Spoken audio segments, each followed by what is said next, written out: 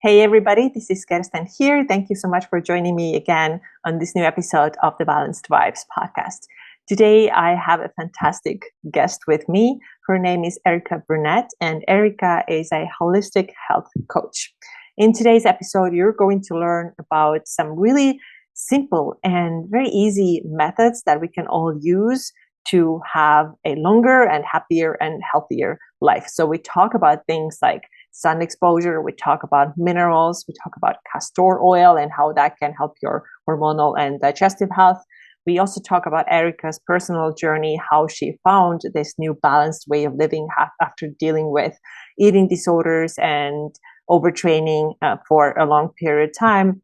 And one group of people that Erica is also working with is older people. And in her experience, there are so many things that we can do and should do already in our 20s and 30s and 40s and 50s in order to then have really great 70s, 80s, 90s, and beyond. So I really hope that you enjoyed today's episodes. All the information about Erica can be found in the show notes. And thank you for listening. It's been really nice today because it's been like oppressively hot and humid. So today was wonderful. Yeah. How hot does it get there? Like 90, low 90s, but very high humidity. So it's sticky. Yeah, it definitely feels different than, here we get like 110, 115, but it's not humid at all. So it's hot, but it's all right. Yeah. I mean, even this morning it was cool, like 66 degrees, but it was 96% humidity. Well, you got your sweat on, and we're going to talk about sweating, I think, too, also today, because that is so important. So get your sweat on. That's great. Okay. I'm a heavy sweater, so I can tackle that topic. Yeah, sounds good. All right. So tell us a little bit about yourself, who you are and what you do and who you help. I am a certified holistic health coach. I was certified through the Institute of Integrative Nutrition just a couple years ago. My business name is Wellness for the Ages, because really my mission is to help people set themselves up for a good foundation for aging. I think it's so important to invest in your health today. The habits and lifestyle that we implement today have a direct impact on how gracefully we age and our independence in the future. And I think a lot of people don't take that seriously enough. So, it's really my mission to help people ditch the old paradigm of like diet and exercise are the only paths to good health, and really opening them up to holistic wellness and teaching them all the different facets that create good health for today and the future. Mm-hmm. Yeah. Do you feel like for a lot of people, it seems just so, it's in the future, like 50 years from now, why would I even have to think about any of that? Is that how things go? Yeah. Oh, yeah. Like you're invincible when you're young, even now from a young age to middle age. I mean, people start to feel the metabolism and, the aches and pains that slowly creep in. And I mean, most of those things are preventable if you take care of yourself, but you have to start early. Just before we got on this call, I heard an interesting fact that I think by 2030, about 50% of people who are at the age of 85 or higher will have Alzheimer's. Yes. Is that true? Yeah.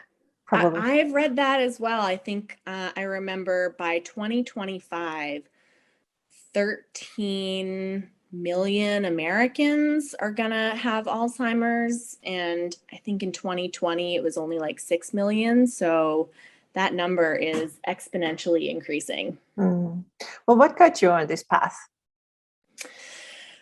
Well, it's a combination of, I pivoted careers. I worked as a physical therapist in home health and geriatrics for the last 10 plus years. And my own health journey has brought me here. So really like all paths have converged to bring me to health coaching. Very cool. So I definitely want to hear a little bit more about your own health journey, because I think, there's been a lot of ups and downs, and sounds like right now you have found this probably the most balanced place that you ever have been in. I'm guessing it sounds like it. So why don't you take us through this journey, like the main points, ups and downs, and how you arrived where you are right now? I'll try to condense it. I'll kind of start in the middle of my story. When I was 20 years old in PT school, I lost my period, and I went like a year without it and didn't really do anything about it because I didn't think it was a big deal. And I was like, cool, no period to deal with. I think a lot of women, that's their initial reaction. And then my hair started falling out, like fistfuls of hair in the shower. And then I was like, I got to do something because there's nothing quite so traumatic for a young woman as losing your hair. So I went to an endocrinologist, and she diagnosed me kind of curtly with PCOS, for lack of a better explanation for my symptoms, and put me on birth control, told me to lose weight, and, didn't ask me anything about lifestyle or diet or my relationship with food.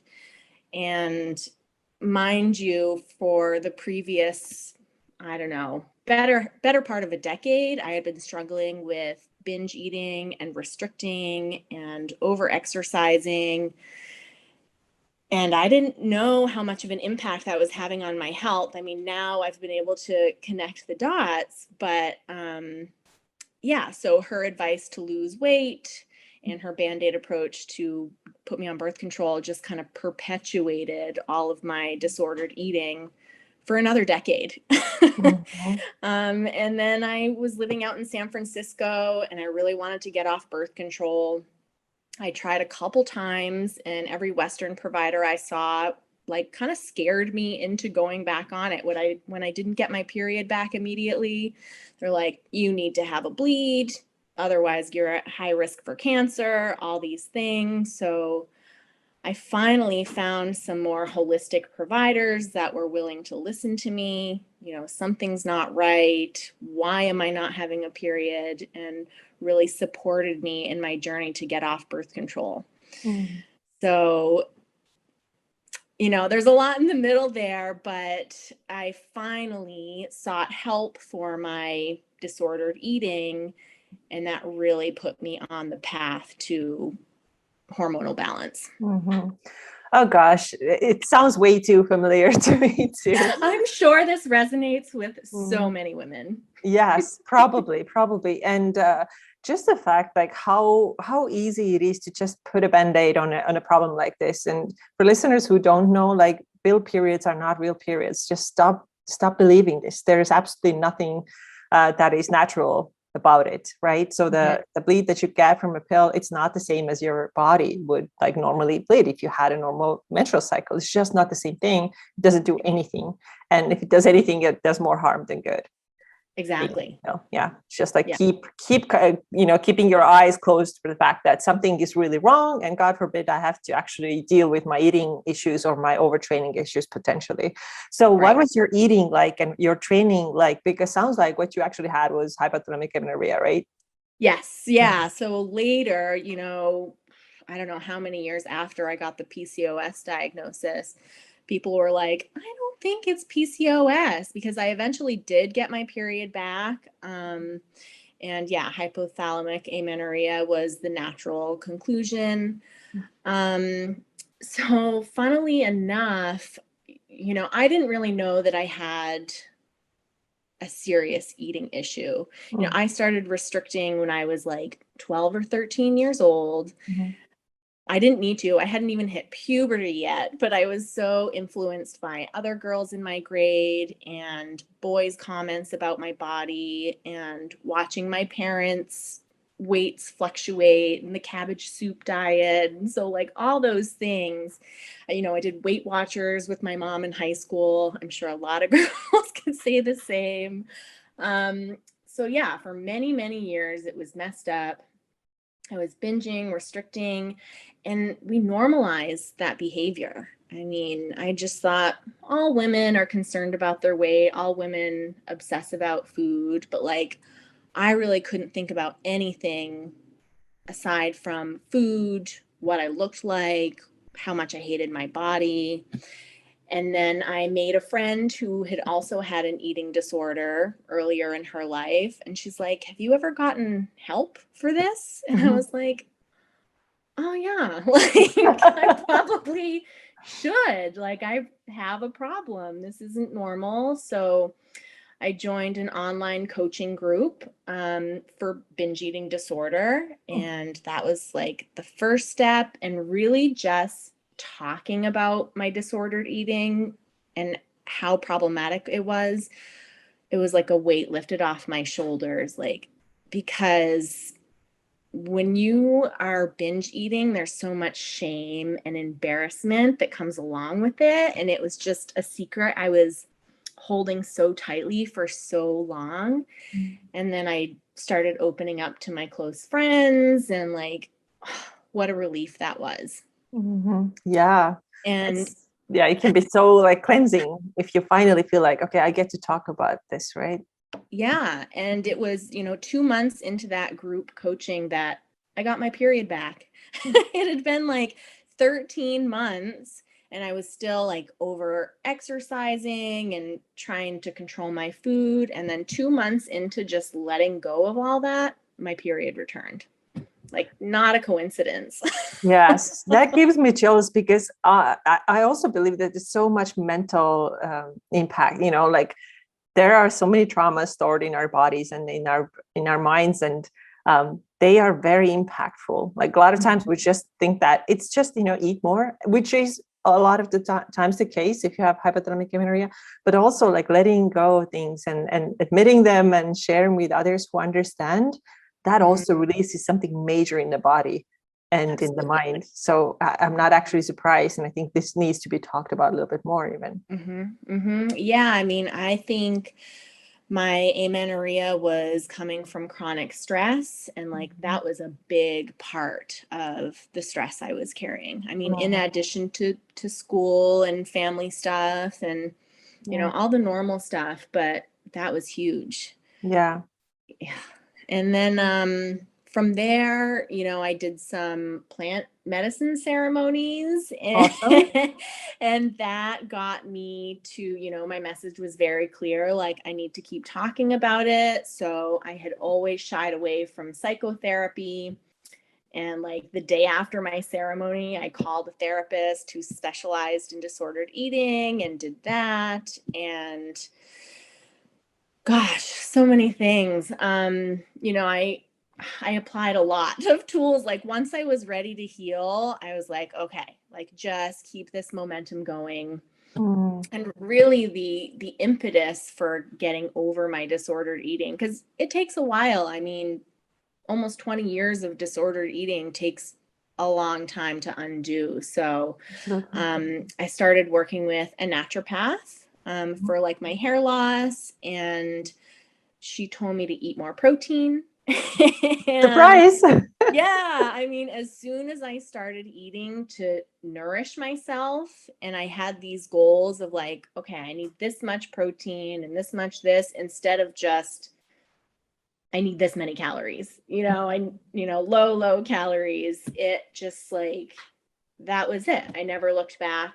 I never restricted again. Like I knew what I had to do to feel good. And it really, like all the urge to binge had disappeared because I was finally eating enough. It's kind of magical how it happens, right? Everything balances out. Actually, I didn't know that about you, that you also did some plant medicine. And I know this wasn't even something we were going to talk about because I just didn't know that. But do you mind sharing what it was and what it was like? So yeah, I did ayahuasca. Mm-hmm. And a friend, like, when I started opening up to friends about my struggles, he just looked at me and he's like, I see that you're struggling and you're not quite sure why. So I think this would really benefit you. And we did one plant ceremony, in a group of like 20 people. And yeah, the message was loud and clear. Like, you need support. You need to talk about it. You need to unburden yourself. And I had resisted therapy for so long, and it's, probably, the things you resist are the things you need the most. Yeah. So yeah. Yeah. I integrated that message immediately. This is so awesome. And yes, with plant medicine, the message tends to be loud and clear. Yeah. Absolutely awesome. And another thing that I wish our Western medicine would integrate a little bit more, so that it's not only pharmaceuticals for everything, but there are so many healthier options, and actually options that can change your life for the better forever. Absolutely. So, and yeah, for you, it was totally groundbreaking. Yeah, I love it. That's so great. So you had mentioned that you haven't restricted your food in any way, I think, since 2019. Is that right? So that's 2018 when I started that online group coaching. That was the last time. When I started that, I never looked back. Okay. So it's been 4 years now, like freedom from any restrictions, also probably from body image issues. Would you say that? Yep. Yeah, totally. Okay. So what does your nutrition look like right now? What are the principles that you follow and probably also keep to your clients that you work with? So, there's a big influence on ingredients over calories. I mean, if you want to improve your health, like, the calories aren't going to tell you anything about how healthy a food is, but the ingredients are. So sticking to mostly whole foods, unprocessed or minimally processed, trying to limit the ultra processed stuff. I mean, coming from, my disordered eating and intuitive eating background, I really do believe that all foods fit. But I kind of straddle the fence between intuitive eating and the rest of the wellness world because, I can't quite get on the everything in moderation wagon, because moderation looks different to everybody. And, if moderation means like once or twice a week, you're eating fast food once or twice a week and ice cream once a week and a bag of candy once a week. Well, that's not really moderate. I mean, some things really should be a rare indulgence. But, I think you really need to heal your relationship with food and get a better understanding of nutrition before you can really go that route and accept that mentality. So as natural as possible. And I think just get the things that you need, like enough protein, enough fiber, enough carbs and healthy fats. And, it's kind of the idea of crowding out, like, get all the essentials, and then you have some wiggle room for foods that are purely for satisfaction and enjoyment. Like, there's room for those things as long as you're nourishing yourself well with the good stuff. Yeah. What do you see people that you're working with, what are they missing the most, like when it comes to nutrition? Where could they do a better job? Protein. Like across the board. Protein, variety. I mean, the other thing I see is even if people are eating pretty healthily, same thing for breakfast, same thing for lunch, same thing for dinner, and you're missing out on a lot of essential nutrients and minerals by not diversifying your food. Okay, that's a good point. So would you say, is it eat the rainbow? Would you agree with that? Yes, I would. Yeah. Colors? Yeah. All those colors are equivalent to different nutrients, and we need them all to really thrive. Yeah. Would it be a good idea to challenge yourself to try something new once a week, like a new vegetable or something? 'Cause I know I'm doing a pretty bad job at that personally. It's always the Brussels sprouts, and when the Brussels sprouts are not there, like yesterday I went to the store and they were out. I'm like, what am I going to eat? What kind of vegetable am I eating now? Yeah. Yeah, I have told a couple of my clients, our palates change, especially once you start transitioning from an ultra processed diet to a more whole foods diet. Like, even if it's something you really didn't enjoy in the past, like, give it another try. You might like it. And if you don't, then that's okay. Don't force it, but you don't know until you try. And yeah, you could be missing out on something that you really, really love if you're not willing to try. We can still take a moment to actually start liking it. It's kind of like, it's just because you didn't like it the first time, maybe it was just too foreign, especially if you have the background of eating like so many processed foods, then just like a tomato tastes like blah, I don't want it. It's just that you haven't tried it enough, I think so. Yeah. Well, and the other thing is, you want to eat in season. I mean, because some things that have come from across the country are out of season. Yeah, they're not going to taste great, as good as they would be when they're in season. And you want to find a good recipe that really appeals to you. Like, get a recipe book or look online and find something that's like very visually appealing to you.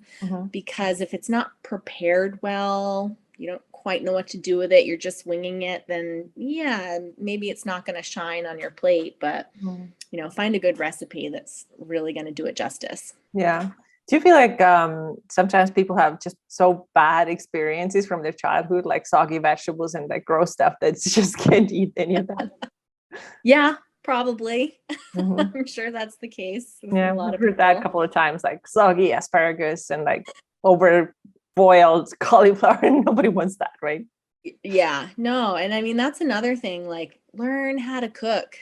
I'm sure there are plenty of YouTube tutorials. There's the Food Network.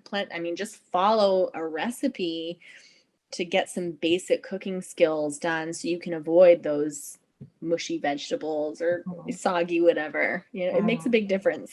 Yeah, totally.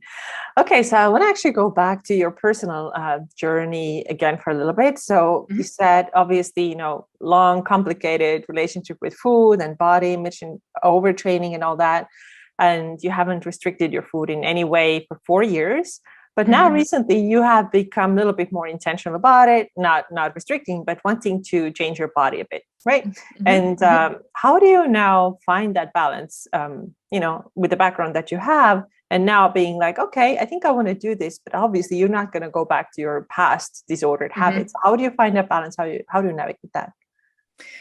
I think that, when you have disordered eating or an eating disorder, when you're in the throes of healing your relationship with food and your body, you cannot be trying to lose weight or change your body composition in any way. Like, you really have to heal that relationship. The two things are mutually exclusive. You really cannot be trying to whittle down your waist while you're trying to heal your relationship and stop binge eating or whatever your disorder is. So you really have to put in the work to get on the other side of that disordered eating. And for me, I just maybe last year started really like working harder in the gym and working with you with the exercise programs that are a little bit more structured. So it was a couple, 2-3 years to get to the point where I can accept my body, appreciate what it does for me. You don't have to love your body. You don't have to love it all the time or every day. I mean, you can just accept it for what it is and appreciate it.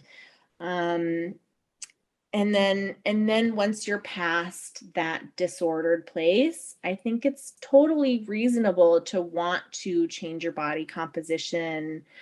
I mean, like, fuck BMI, but we do know that there's a correlation between waist circumference and waist to hip ratio with metabolic diseases. So I don't see, if you're in a good place with food in your body, I don't take any issue with wanting to slim down in the middle or build muscle, because, you know, building muscle is so crucial for healthy aging and longevity and independence and injury prevention and bone health and all these things. So I think it just depends on what your mentality is about wanting to change your body. You know, if it's coming from a place of self-loathing and criticism and punishment for eating, then that's a problem. But if it's coming from a place of self-love and self-care and just wanting to thrive and feel your best, then that's awesome.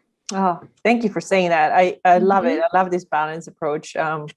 Interesting, just earlier this week, or was it last week, I was talking to somebody who said that, you know, she also had this very hard upbringing. Like her mom was making her diet really early on. And then, of course, terrible relationship with food and herself. And then she learned to like hate all dieting. So it went like in the opposite direction. And then she was listening to some podcast that absolutely hated anything related to body composition change. Like, this is wrong, this is bad, nobody should do this. And then she felt like she was like swinging from one end of the spectrum to the other, right? From hardcore dieting to like fuck all diets or fuck all like body composition change. And then she was like, wait a minute. I get to do this. It's just like, it depends on my mindset and like how I see it. And I think that the middle ground is something that that's so important, because nothing is ever black or white, in my opinion. Like, it's just, it's the gray area, and even the gray area is really big. Yeah. It's a huge spectrum. Yeah. So I really love what you just said, and I totally agree with you. Like, everybody has the right to change their body if they want to. I just really hope that you do it in a healthy way, mentally, physically, emotionally, in all kinds of ways. Exactly.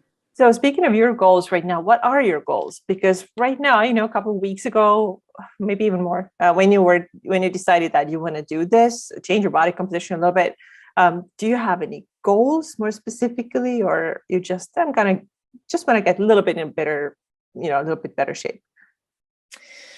Yeah, I mean,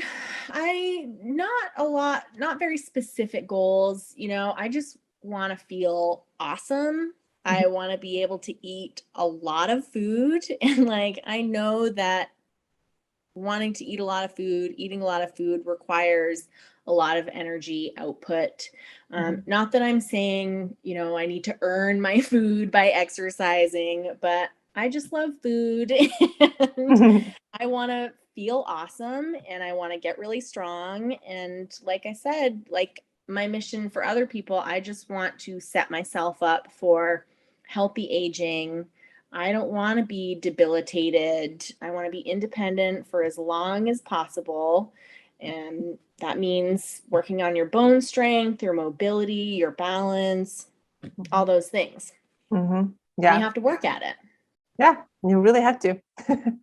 Especially nowadays when everything is really comfortable. I mean, technically you don't have to really even like move or like leave your couch if you don't want to, right? You could order food. People can work from home now. What's the reason? So you have to figure out ways to make yourself move and create challenges into your life. Yeah. Things are so automated and easy for us now that it takes some effort. Absolutely. Yeah. So we've talked about nutrition and training. What are some of the other like healing strategies that you use on yourself and with your clients that you help to? I know you talk a lot, for example, liver health, you talk about hormones, digestion. So tell us a little bit more about that.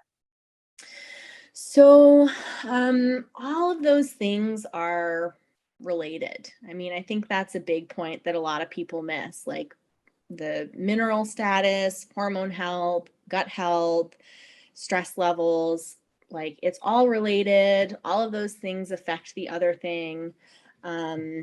So really, you know, I really like teaching people to focus on one thing at a time, not take on too many new self-care tasks or changing your routine too much because it gets overwhelming. So, you know, I love giving people a lot of tools and letting them decide what they like to do, what fits into their lifestyle. So I have quite a bit of time, and like I don't have a family, and I love experimenting on myself. So I do a lot like sauna. I love to sweat. Coffee enemas, red light therapy, castor oil packs. Like I do a lot of different things, but they're things I enjoy. They're things I can easily fit into my lifestyle. And then it gives me a leg up on like educating people on how well they work. Yeah, that's awesome. So actually, I would like to talk about each one of them individually, because sometimes when I see you doing those things on Instagram, I'm like, yep, same. You do the castor oil. I see you use the minerals. I see you do the red light. You get in the sun regularly. What else have I seen you do? You do all kinds of things. So tell us about the benefits of, let's start with minerals. Minerals. So a lot of us are mineral depleted just because of industrialized agriculture. Like the health of our soil is not what it used to be. So our food, even if you're eating organic most of the time, it's not as rich in nutrients as it used to be. And if you're filtering your water, which you should be, because tap water is grotesque, like a lot of heavy metals, arsenic, just like runoff pollution. So you should be filtering your water, but that can also filter out the necessary minerals. So replacing those minerals with trace mineral drops, adrenal cocktails, electrolytes is important, because minerals are kind of at the base of everything. I mean, minerals are so important for energy production, hormone regulation, gut health, a lot of things. Yes. Everything, basically. It really is. And I just want to add, like, my experience with minerals when I started doing the adrenal cocktails, using the mineral drops, and then also started eating liver regularly to get the copper. I gotta say, my periods are freaking regular now. They are totally regular, and they were not before. So this is shout out to Sarah Ryan right now. But this, like these simple changes, no pharmaceuticals, no pills involved, but these changes. So that really highlights, like you mentioned, hormones, like on what level it can actually impact the hormonal health and digestive health as well. So absolutely amazing. There's something else I wanted to, filtering your water. Do you have a favorite filtration system? What do you use, or what do you recommend? So I just use a pitcher because I live with my mom and like I haven't invested, if I had my own home, I would probably invest in like an under the sink whole house water filtration system. The Berkey filters I think are pretty good. I'm not an expert by any means, but people that I have followed for a long time on Instagram, people I trust, whose opinions I value, clearly filtered pitchers, if you're going to go kind of on the cheaper side, is a good option. Okay.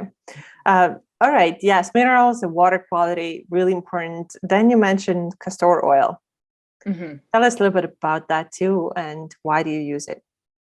So I use it. I was also having really gnarly periods, like really just, I could feel the inflammation, like some GI issues, some really awful cramps. So obviously I had some inflammation. So I started using castor oil packs over my liver at bedtime most nights of the week. And it really did make an improvement in my period health. And it really helps, stimulate bile flow and digestion. So it helps with elimination. So I also noticed that I was a lot more regular. I would get up and go to the bathroom any night that I used a castor oil pack, which is awesome, which is the goal. It get really up and go is. to the bathroom. Yes. And I can say 100% same things. Yeah. So started doing that together when I started the minerals, and yes, absolutely. I don't know which one of them has contributed the most, but maybe it is a combination. But yes, and castor oil overnight. Do you still use it every night? Or I not would anymore? say, I mean, I kind of it goes in waves, but when I'm into it, I'm probably doing 4 or 5 nights a week. Mm-hmm. Unless it's really hot and sticky, Yeah. I don't want to wear it. Maybe I'll wear it for an hour or two in the evening while I'm Mm-hmm. watching TV or something. But yeah, and then I don't wear it when I'm on my period because it can increase uterine contractions and cause you to bleed more. So that's when I wash it. Mm-hmm. Yes, yes. It can get a little bit like you said, it's hot and it's a little bit uncomfortable to sleep with it. Yeah, a Um, little. and then you also have to be aware that it stains a lot. So wear like an old t-shirt that you don't care about. And, Yeah. I typically Sleep put a on a towel. towel. Yep. Yes. Yes. So it don't mess up the sheets. Yeah. It's kind of too I've late for that, definitely but ruined some sheets. yep, I exactly. forgot and just ruined a whole set of sheets, but Yes. Yes. I know. Same thing. So yeah, it's not like your favorite thing. It's not like clean and just like easy. It is a little bit messy. yeah. But it has been very helpful. By the way, I saw recently, and I have never tried this one, but maybe you have. I saw somebody on Instagram recommended putting some on your eyelids and kind of like the eye mask over your eyes. It's supposed to help you sleep better. Have you ever tried that? No. Yeah. I mean, I know castor oil use can promote relaxation. I Mhm. don't know the mechanism of that at all. So I guess that would make sense. And it's used for like hair growth. I know some people use it on their eyebrows or Yes. scalp or whatever. So Yeah. it's great. Yeah, I gotta find that post again. If I find it, I will share it. That's Yeah. pretty awesome. I mean, it looks like it works for a lot of things. I know, Um, and there's not like, somebody I was telling about castor oil packs was really skeptical about it. And they're like, where's the research? And there really isn't tons of research to be found. But I mean, right here, there's two people like anecdotally saying like it works. yep. Yeah, and it's been used for years, like hundreds Yeah. of years, right? Yeah. So It's funny when people pull out the research card and try to everything like has to be backed by science. I mean, for me, over the past several years, the meaning of science has also changed a lot, and the level of interest has changed a yep. lot. So, for example, when we talk about grounding or earthing, people are like, all right, but where's the science? I'm like, try to just plant your butt on the grass for a little bit and put your feet on the grass and tell me you don't like it. And Yeah. that's your evidence. Same thing. You and I were both into cold exposure, ice pads. Just Hmm. get in there. No, it's not pleasant, but get out from there after and tell me you don't feel better. So this, like, people trust themselves more. Like, don't look at the science. It's not always Exactly. there. Yeah, exactly. Yeah. Yeah, just try it. Just try it and see, you can be your own evidence. hmm Yeah. Awesome. Yes. Castor oil. You also do dry brushing. Tell us a little bit about that. Sorry, what did you say? You Dry cut out. brushing, right? Dry brushing. Yeah, I do. I do dry brushing a little bit. I mostly kind of use my hands for lymphatic drainage. So either your hands or a dry brush to promote the flow of your lymphatic fluid. And the lymphatic system is like a big supporter of your immune system. It kind of ushers your white blood cells around to wherever you need it in the body. Hmm. But it doesn't have its own pump like the cardiovascular system has, the heart. So you really need to support it. And you're literally like brushing or massaging the lymph to drain and kind of recirculate. So, otherwise it gets stagnant. Mm. And we're so sedentary now that a lot of people, people wear tight clothes, which can also stagnate it. So it needs some support, and whether that's dry brushing, manual massage with your hands, rebounding, like jumping up and down on a trampoline, dancing. I mean, really any kind of movement, even just walking, is going to help support that system. That's interesting. I actually don't know much about that. So what is it then that gets moved out of our body? So it's the lymphatic fluid. The lymph system is not a detox pathway in itself, but it Okay. helps move the toxins to the organs that filter it and Right. help you excrete them out of your body. So like that would be then through the liver again, for example? Yeah, liver, kidneys, lungs, colon, skin. Yeah. Right. Okay, that makes sense. What do you think Mhm. about lymphatic massage? Have you tried it? Love it.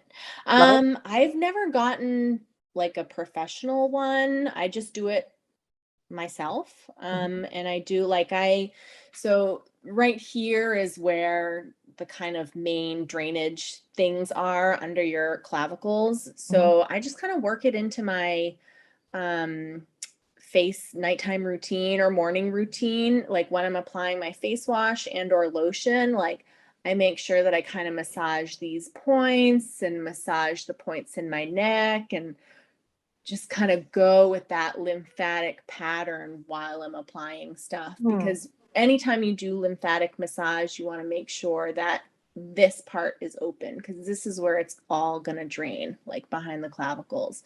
So I took a like a beta course from Leah, I don't know her last name, from Lymph Love Club on Instagram. Like she is the lymph guru, and I learned a lot from taking her course. So yeah, Hmm. I mean, I'm Um, not an expert in a lot of things, and I look to the experts, and I can, every little bit helps. mhm. Yeah, Yeah, so. that's awesome. It sounds like Mhm. when you showed the neck, it actually seems like you get your vagus nerves toning at the same time, Exactly. right? Yeah. Like right here, you're actually stimulating the vagus nerve, and it kind of like, promotes relaxation, it promotes dilation. Mm. So all of those and like gua sha, have you heard of gua sha with the No, stones? I have not heard of. It's usually a jade stone or some kind of precious stone where it's supposed to sculpt the face, but really what you're doing is moving the lymph and it kind of depuffs the face because you're moving Oh. all that fluid so it can drain. Is it the thing that is, it's kind of like on a stick and it's kind of like rolling like that? Is that the thing? That's No, I know what you're no? talking Okay, about. No, but got it. it's like a weird, oddly shaped. I mean, they come in different shapes, but it's like a flat Oh, stone and it's usually made of jade. But interesting. it's a really nice, like luxurious kind of self-care, but you can just use your hands to do the same thing. So Hmm. Okay, that's interesting to learn about it. I honestly don't know much about it, but that's cool. So, what else do you do? You spend a lot of time in the sun, if possible, right? And then I do. also you do some infrared. What are Mhm. the differences, and how much of each do you incorporate in your daily or weekly routine? Um, I mean, I try to get outside every day, like as often as possible in the morning and in the evening. I definitely put some sunscreen on my face, but otherwise if it's morning or evening, I just let the sun soak right into my skin. Mhm. And, again, I'm not an expert, but I know it's really important for like vitamin D production, and it's supposed to help you create minerals. It's like really good for hormone health and also like your circadian rhythm. Mhm. It's really supportive if you go out and get some natural light first thing in the morning, watch the sunrise, watch the sunset. That's really going to set you up for like good sleep. Mhm. So Yeah, that's a big part of why I do, why I go outside. yes. And like indoor air quality is awful. So, if you can get that fresh outdoor air, unless you're Mhm. experiencing like, you're in a big city with a lot of pollution, that's one thing, but Yeah. probably still better than indoor air. Do you use an air purifier inside? I do. Yeah. Yep. You think that's And necessary? I do. I mean, and I think also it kind of depends on, are you living in a big city? Are you able to keep the windows open? I think it's a great thing if you can invest in one. I just have one in my bedroom. I don't have one throughout the whole house, but yeah, I think, you're breathing air 24/7, so Mhm. you want it to be good quality. Mhm. Exactly. Okay, we talked about castor oil, mineral drops, red light and sun, lymphatic drainage. Is there anything else that you do often? And Sauna. Sauna. Okay, let's talk about sauna too. Yeah. So sweating, I mean, again, just opening up your detox pathways to get rid of all those heavy metals, impurities, air pollution. I mean, we absorb so much through our lungs and our skin and in our mouths from processed food and pesticides or whatever. Like, it has to come out. So making sure you're going to the bathroom every day and sweating most days. I mean, a lot of people never break a sweat. It's so important.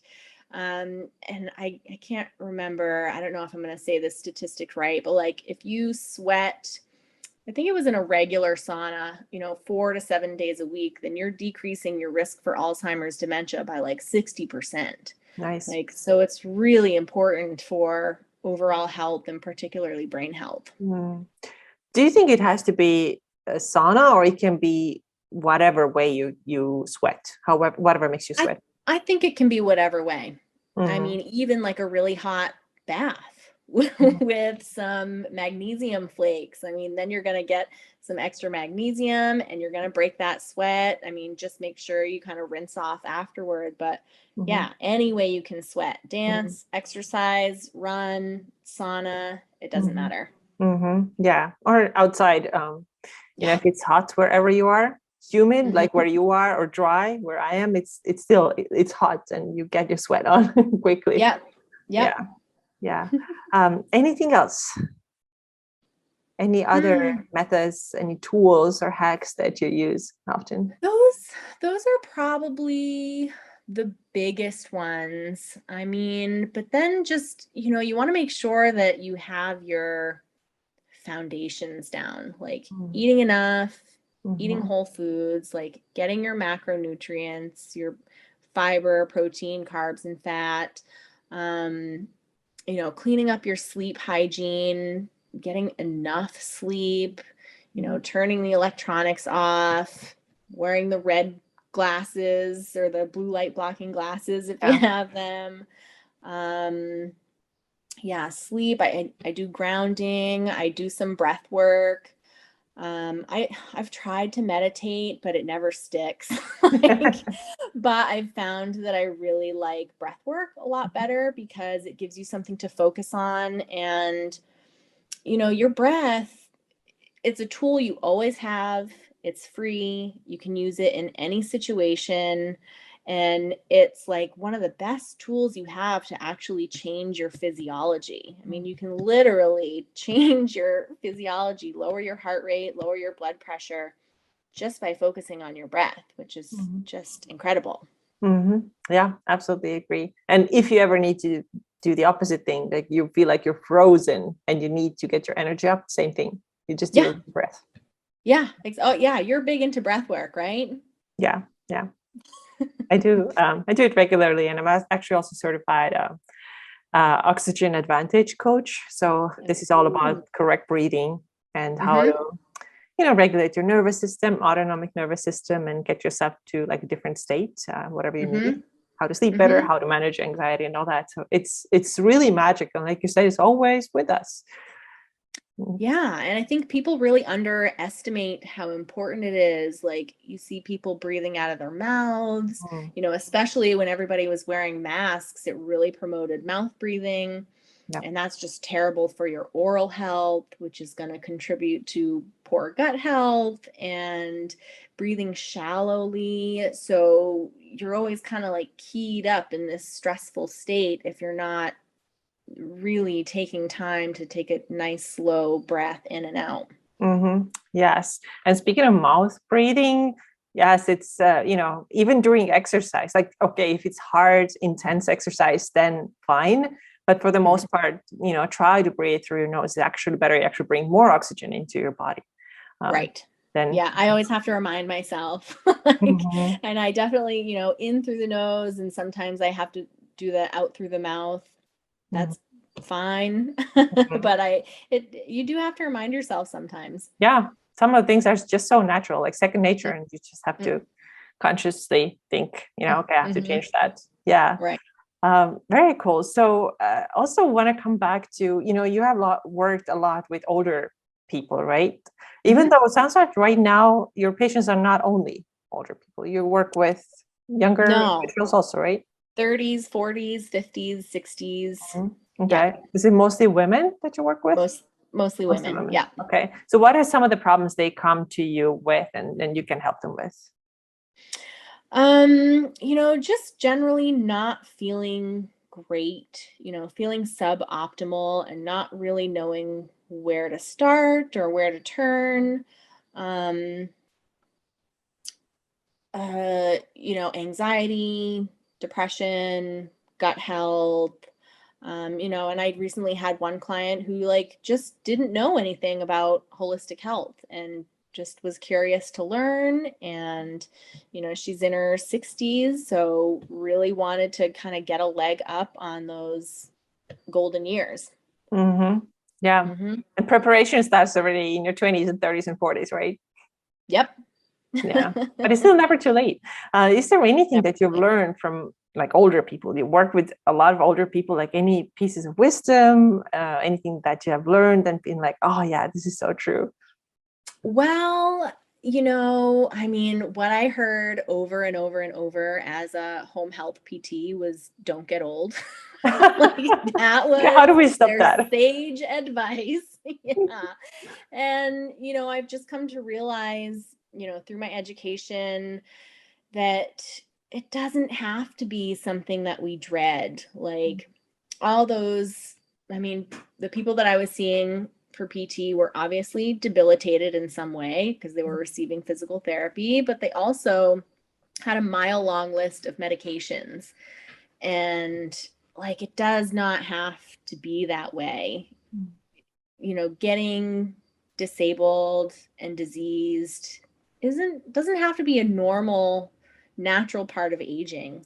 We can do a lot to prevent that and keep ourselves in good health. Our stamina doesn't have to wane. We can maintain our musculature. We can continue to learn new things. I think neuroplasticity can be achieved well into your older years, but it takes some effort and education and making some good choices. So, it's always the things that give you the best benefits are the things you wish you had started sooner. Mm-hmm. I wish I had known this back then. And same with me, when I lost my period and started losing my hair, it was 10 years before I started to learn why this was happening. And I just encourage people to get curious and get proactive. Mm-hmm. Yes. That's the lesson. Yeah, this is great. If somebody wants to work with you, what options do you have and how can they reach out to you? So my website is wellnessfortheages.net. And I offer free consultations that are a half hour long. So I ask people to fill out a health history form just to kind of gauge their seriousness, and it kind of tailors that initial visit so we're not meandering and just wasting time. And I like to see, ideally, I like to see people for 6 months, either once a month or twice a month. I have a couple different program options, 3 month, 6 month. So you can look on my website and book free consultations there. You can also reach out on Instagram. It's at wellness.for.the.ages. And people can always reach out through DM there. Mm-hmm. Okay, I'll make sure that all these places will be listed in the show notes too, so everybody can reach out. Okay, This has been wonderful. Is there anything else you would like to ask that I didn't ask? Add that I didn't ask about?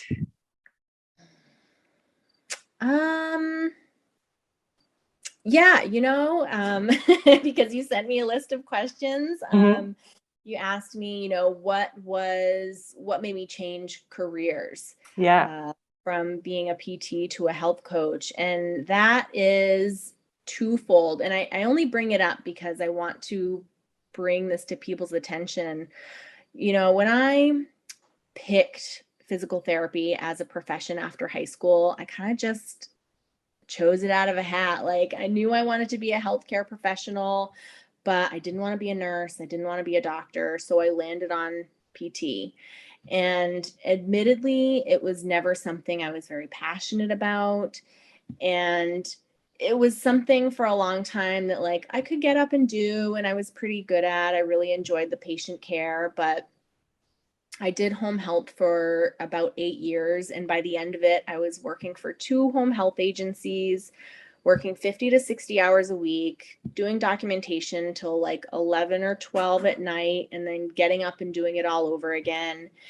And it was really taking a toll on my mental and probably most assuredly my physical health. I mean, I think that was another contributing factor to my chronic stress. I can remember in college being so freaked out by my physical exams, like nerves, hand sweating, blood pressure up. Like, it was just so stressful, pulling all-nighters, trying to study for exams, like taking stimulants to stay up to study for exams. And like, once I enrolled in the Institute of Integrative Nutrition and started learning about primary foods. So primary foods are, not the foods that you eat, but like your career and your home life and home cooking and joy and spirituality, like all the other components of holistic wellness. I realized like, dang, my job is really taking a toll on my overall health and happiness. And that's why I had to make a change. Like, I could not do this for another 30 years because I was 30 something years old and already burned out and so unhappy. So like, I tell people, you can really improve your health by doing little changes and implementing little things into your lifestyle. But like, sometimes it really takes a big change and you have to be willing to do that for yourself. I mean, I'm so much happier without all that burden. I mean, and can you imagine going into 8 to 10 homes a day at the height of a pandemic and being isolated because of social distancing, and I had to be safe for my job? Like, it was just the perfect storm. I was so miserable. So yeah, that, and then my other reason was, I was seeing people in their 80s, 90s who were disabled, disease ridden. And we say it's never too late, but for a lot of them, it kind of was too late. And I really wanted to focus more on preventative care and I think I could make a bigger impact in people's lives. And just like generally for the general population, like preventative care is it. It's so much harder to, what's Benjamin Franklin said, an ounce of prevention is worth a pound of cure. Something like that rings true. I mean, stay ahead of it. So cool. Yeah. I'm so happy that you made that change because it does take courage. I mean, you have a PhD, right? It's a doctorate, clinical doctorate. Right. Yeah. And I haven't practiced in a year. I mean, I did like 4 months as a pediatric PT last year just to try it out. And like, it wasn't a good fit. And I'm just in a place now where like, I'm not going to force things. If it's not right, it's not right. If it doesn't like light me up, then it's not something I'm going to force and pursue. Yeah, this is great to have the courage and do it. And as scary as it is, it turned out really great. Yes. Right? Yeah, I'm so happy now. Oh, that's so good. And that's part of, staying healthy too. Like, what are your emotions like, right? Based on what happens day to day, because I mean, your emotions, they become your physiology, like what happens in your physical body too. This is all so connected. There's no such thing as like mind and body separate. It's the same thing. Absolutely. Yeah. Very cool. Well, thank you so much for this talk today. My pleasure. Yeah, it was great talking to you, and I hope that we do it again. Yes, definitely. All right. Thank you. Take care. Bye. Bye.